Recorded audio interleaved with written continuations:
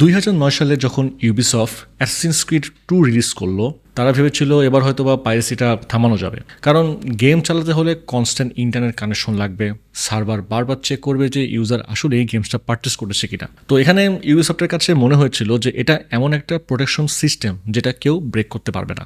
কিন্তু অবাক করার বিষয়টা হচ্ছে যে সেই সিস্টেম মাত্র 9 দিনের মাথায় ক্র্যাক হয়ে যায়। এখন কোশ্চেন হচ্ছে যে একটা গেম ক্র্যাক হওয়া মানে আসলে কি? যদি সহজভাবে বলি, এটা অনেকটা স্টেডিয়ামের বাইরে থাকা টিকিট চেকারদের মতো। আপনার কাছে যদি আসল টিকিট থাকে তাহলে আপনি ঢুকতে পারবেন, আর যদি না থাকে তাহলে কেউ হয়তো এমন কিছু বানানোর চেষ্টা করবে যেটা দেখতে একদম রিয়েল টিকিটের মতো লাগবে। তো পুরনো গেমের যুগে ব্যাপারটা ছিল অনেক সিম্পল।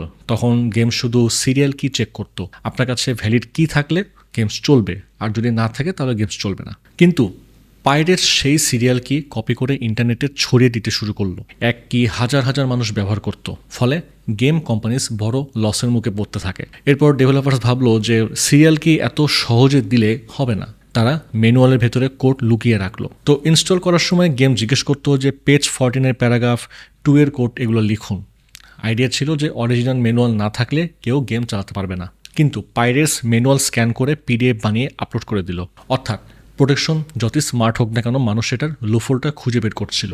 এরপর এলো সিডি রোম যুগ। তখন গেমস চালাতে হলে ফিজিক্যাল ডিস্ক ড্রাইভে থাকতে হতো। তো ডেভেলপার্স ভাবলো যে এবার পাইরেসি অনেক হার্ড হবে, কারণ ডিস্ক না থাকলে গেমসই তো চলবে না। কিন্তু এখানেও ক্র্যাকার্স নতুন একটা রাস্তা বের করে ফেললো। তারা এমন একটা ফেক এনভায়রনমেন্ট তৈরি করতো যাতে গেম মনে করতো যে আসল ডিস্ক ড্রাইভে ডিস্ক ইনসার্টেড আছে। ঠিক এই কারণেই পুরনো পাইরেটেড সফটওয়্যার বা গেমসে অনেক সময় ভার্চুয়াল ড্রাইভ দেখা যেত। আসলে সেটা সফটওয়্যার দিয়ে তৈরি করা ফেক ড্রাইভ, যেটা গেমকে বিশ্বাস করাতো হ্যাঁ ডিস্ক আছে। কিন্তু সময় বদলেছে। আজকের গেমস আর আগের মতো সিম্পল না, কিন্তু এখন আছে ডিআরএম, মানে ডিজিটাল রাইটস ম্যানেজমেন্ট। এটা বেসিক্যালি গেমের সিকিউরিটি গার্ড একটা। আপনি গেম ওপেন করলেন, ডিআরএম চেক করলো আপনি গেম লিগালি অন করেন কিনা। এটা কিন্তু শুধু একবার না, অনেক সময় বারবার চেক করে, সার্ভারের সাথে কমিউনিকেট করে, অ্যাকাউন্ট ভেরিফাই করে, ফাইলস ঠিক আছে কিনা সেটাও দেখে। কিন্তু এত প্রোটেকশন থাকার পরেও মডার্ন গেমস ক্র্যাক হয়। তবে এখানে একটা বিষয় ক্লিয়ার করা দরকার যে গেম ক্র্যাকিং ইললিগাল, ডেভেলপার্সের অনেক ক্ষতি করে, আর এর টেকনিক্যাল প্রসেসগুলো নিয়ে কিন্তু স্টেপ বাই স্টেপ গাইড দেওয়াটাও ঠিক না। তো আমরা কিন্তু এখানে কোনো গেম ক্র্যাক করার প্রসেস শেখাবো না, আমরা শুধু সহজ ভাষায় বুঝবো যে গেম কোম্পানিজ কীভাবে প্রোটেকশন দেয় আর কেন সেই প্রোটেকশন ভাঙা এত হার্ড হয়ে গেছে। আচ্ছা, তো মডার্ন ডিআরএমের মধ্যে সবচেয়ে বেশি আলোচিত যে নামটা সেটা হচ্ছে ডেনুভো। তো ডেনুভো টিপিক্যাল ডিআরএমের মতো শুধু ওনারশিপ চেক করে না, বরং গেমের কোডকে প্রোটেক্ট করার চেষ্টা করে। একটা নর্মাল লক যদি দরজায় থাকে, ডেনুভো যেন পুরো বাড়ির প্রতিটা রুম, প্রতিটা ড্রয়ার, এমনকি বাসার প্রত্যেকটা সুইচের মধ্যেও লক বসিয়ে দেয়। এর কাজ হলো গেমের ভেতরের আসল লজিক এমনভাবে হাইড করা যাতে কেউ সহজে বুঝতে না পারে কোন পার্ট কী করছে। তো ডেনুভো অনেক সময় কোডকে কমপ্লিকেটেড করে, ফেক পার্ট তৈরি করে, আননেসেসারি লজিক ঢুকিয়ে দেয়, আর গেম চলার সময় বিভিন্ন জায়গায় চেক বসায়। উদ্দেশ্য একটাই, যদি কেউ গেমের প্রোটেকশন বাইপাস করতে চায় তাকে যেন সহজে আসল স্ট্রাকচার বুঝতে না দেওয়া হয়। তো নর্মাল ইউজার যখন গেম চালায় সে শুধু দেখে গেম ওপেন হচ্ছে, মিশন চলছে, গ্রাফিক্স রেন্ডার হচ্ছে, কিন্তু ভেতরে ডিআরএম চুপচাপ ভেরিফাই করছে যে সব কিছু ঠিক আছে কিনা, অ্যাকাউন্ট ম্যাচ করছে কিনা, ফাইল টেম্পার্ড হয়েছে কিনা, তারপর সাসপিশিয়াস এনভায়রনমেন্ট আছে কিনা, সিস্টেম নর্মাল আছে কিনা। যদি কোনো কিছু অস্বাভাবিক মনে হয়, গেম ঠিকমতো নাও চলতে পারে। অনেক সময় ক্র্যাকড বা টেম্পার্ড গেমে উইয়ার্ড গ্লিচ দেখা যায়, কিন্তু আপনারা লক্ষ্য করলে দেখতে পারবেন যে ক্যামেরা স্পিন করে, তারপর র্যান্ডম ক্র্যাশ করে, তারপর ফাইল সেভে অনেক প্রবলেম ফেস করতে হয়। এসব শুধু বাগ নাও হতে পারে, অনেক সময় প্রোটেকশন সিস্টেমের ইন্টেনশনাল রিয়াকশন হতে পারে এগুলা। তো এখন কোশ্চেন আসতে পারে একটা, যে তাহলে হ্যাকার্স বা ক্র্যাকিং গ্রুপস এত অ্যাডভান্স প্রোটেকশন ব্রেক করে কীভাবে আসলে?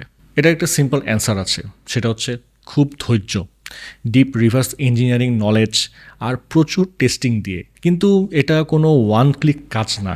মডার্ন গেম ক্র্যাক করা অনেক সময় উইকস বা মান্থসও লেগে যেতে পারে, কারণ গেমের ভিতরের কোড অনেক বড়, ডিআরএম অনেক জায়গায় ছড়িয়ে থাকে, আর একটা ছোট মিস্টেক পুরো গেম ক্র্যাশ করিয়ে দিতে পারে। তো ক্র্যাকিং গ্রুপগুলো অনেক সময় প্রফেশনাল টিমের মতো কাজ করে এখানে। কারো কাজ অ্যানালাইসিস, কারো কাজ টেস্টিং, কারো কাজ প্যাকেজিং, কারো কাজ রিলিজ চেক করা। তো এটা কিন্তু কোনো ক্যাজুয়াল হবি প্রজেক্ট না, বরং ইললিগাল হলেও টেকনিক্যালি এক্সট্রিমলি কমপ্লেক্স কাজ। তাই মডার্ন ডিআরএমের আসল টার্গেট কিন্তু সবসময় লাইফ টাইম আনক্র্যাকেবল হওয়া না, কারণ হিস্টোরি দেখিয়েছে প্রায় যে কোনো ডিজিটাল লক একসময় কেউ না কেউ স্টাডি করতে পারে। বরং টার্গেটটা হচ্ছে লঞ্চ উইন্ডো প্রোটেক্ট করা। গেম রিলিজের প্রথম কয়েক সপ্তাহ বা মাস খুবই ইম্পর্টেন্ট, তখন সেলস কিন্তু সবচেয়ে বেশি হয়। যদি ডিআরএম সেই সময়টা পাইরেসি থেকে গেমকে প্রোটেক্ট করতে পারে, কোম্পানির জন্য সেটা কিন্তু একটা বড় প্রফিট। তাই ডেনুভো বা মডার্ন ডিআরএম অনেক সময় গেম কোম্পানির কাছে টাইম বাইং সিস্টেম। 1 মাস, 2 মাস, 6 মাস, যতদিন ডিলে করা যায় ততদিন অফিসিয়াল সেলস ভালো থাকে। কিন্তু এটার আরেকটা দিকও আছে। অনেক গেমার্স অভিযোগ করে যে ডিআরএম কখনো কখনো পারফরমেন্স ইম্প্যাক্ট করে, গেম লঞ্চ প্রবলেম তৈরি করে, অফলাইন প্লে কঠিন করে ফেলে, বা যারা লিগালি গেম কিনেছে তাদের জন্য এক্সপিরিয়েন্স খারাপ করে দেয়। মানে প্রোটেকশন দেওয়া হয়েছে পাইরেটস ঠেকাতে, কিন্তু ভোগান্তি পোহাতে হচ্ছে পেইং কাস্টমার্সকেও। এই কারণে কিন্তু ডিআরএম নিয়ে গেমিং কমিউনিটিতে কন্ট্রোভার্সি কখনোই শেষ হয় না। এক পক্ষ বলে যে ডেভেলপার্স বছরের পর বছর কাজ করে গেম বানায়, আবার তাদের ইনকাম প্রোটেক্ট করা দরকার। আবার অন্য পক্ষ বলে যে গেম কিনেও যদি ওনারশিপ না থাকে, তাহলে সার্ভার অফ হলে যদি গেমই না চলে, তাহলে ইউজার আসলে কি কিনলো? তো এখান থেকেই if buying isn't owning, piracy isn't stealing type argument popular হয়েছে। কিন্তু রিয়েলিটি হচ্ছে যে পাইরেসি লিগ্যাল না, আর এটা ডেভেলপারদের ক্ষতি করে, বিশেষ করে ছোট স্টুডিওস বা ইন্ডাই ডেভেলপার্সের ক্ষেত্রে আর কি। একটা গেম বানাতে শুধু প্রোগ্রামার লাগে না, লাগে artist, writer, sound designer, animator, tester, level designer, marketing team. অনেক মানুষের পরিশ্রম থাকে এখানে। তো আমরা যখন গেম কিনি, আমরা শুধু সফটওয়্যার কিনি না, সেই ক্রিয়েটিভ ওয়ার্কে সাপোর্ট করি আমরা। তবে এটাও কিন্তু সত্যি যে অনেক দেশে গেমের দাম অনেক বেশি, রিজিওনাল প্রাইসিং থাকে না, পেমেন্ট অপশন সহজ না, আর অনেক পুরনো গেম লিগেলি কিনতেও পাওয়া যায় না। তখন মানুষ পাইরেসির দিকে চলে যায়। অনেকেরই প্রথম গেমিং মেমোরি হয়তো ফ্রেন্ডের সাথে পেনড্রাইভ থেকে নেওয়া জিটিএ, ভাইস সিটি, তারপর স্যান আন্দ্রিয়াস, তারপর নিড ফর স্পিড বা ফিফা দিয়ে। আবার এখানে আমরা অনেকে কিন্তু চাইল্ডহুডে গেম কিনে খেলার অ্যাবিলিটি অথবা ক্যাপাবিলিটি রাখতাম না। তো সেই পাইরেসি হয়তো আমাদের আজকে গেমিংয়ের প্রেমে ফেলেছিল, কিন্তু যখন ইনকাম আসে তখন নিজের পছন্দের গেম লিগালি কিনে ডেভেলপারদের সাপোর্ট করা একটা রেসপন্সিবল চয়েস। গেম পাইরেসির ইতিহাস আসলে শুধু হ্যাকিংয়ের গল্প না, এটা technology, business model, access, ownership আর কনজিউমার রাইটসের একটা স্টোরি। পুরনো সিরিয়াল কি থেকে ম্যানুয়াল কোড, সিডি চেক থেকে ভার্চুয়াল ড্রাইভ, তারপর অনলাইন অ্যাক্টিভেশন আর মডার্ন ডিআরএম, এভরি এরাতে গেম কোম্পানিজ প্রোটেকশন বাড়িয়েছে আর পাইরেটস লুফল খুঁজেছে। কিন্তু এই রেসের মাঝখানে দাঁড়িয়ে আছে টিপিক্যাল গেমার্স। সে স্মুথ এক্সপিরিয়েন্স চায়, ফেয়ার প্রাইস চায়, রিয়েল ওনারশিপ চায়, আর একই সাথে ভালো গেম বানানো ডেভেলপারসদেরও সাপোর্ট করতে চায়। তাই এখানে কোশ্চেনটা কিন্তু শুধু গেম ক্র্যাক হয় কীভাবে সেটা না, এখানে বড় কোশ্চেনটা হচ্ছে যে ডিজিটাল ওয়ার্ল্ডে ওনারশিপ আসলে কি? আপনি গেম কিনলে কি সত্যি গেমের মালিক হন, নাকি শুধু একটা লাইসেন্স পান? সার্ভার বন্ধ হয়ে গেলে যদি আপনার পেইড গেম আর না চলে, সেটা কি ফেয়ার হবে? আবার অন্যদিকে ডেভেলপার যদি টাকা না পায়, তাহলে ভালো গেম বানাবে কি হবে? এই ডিবেটসগুলো কিন্তু চলতেই থাকবে। কিন্তু এখানে একটা জিনিস ক্লিয়ার, ডিআরএম যত অ্যাডভান্সড হবে, ক্র্যাকিং তত হার্ড হয়ে যাবে। আর গেম ইন্ডাস্ট্রি পাইরেসি ঠেকাতে শুধু টেকনোলজি না, pricing, accessibility, offline support, ownership policy সব কিছু নিয়েই নতুন করে ভাবতে বাধ্য হচ্ছে। তো শেষ কথা হলো যে গেম ক্র্যাকিংয়ের টেকনিক্যাল ওয়ার্ল্ড যতই ফ্যাসিনেটিং লাগুক না কেন, এটি লিগ্যাল বা এথিক্যালভাবে রিস্কি জায়গা অনেক।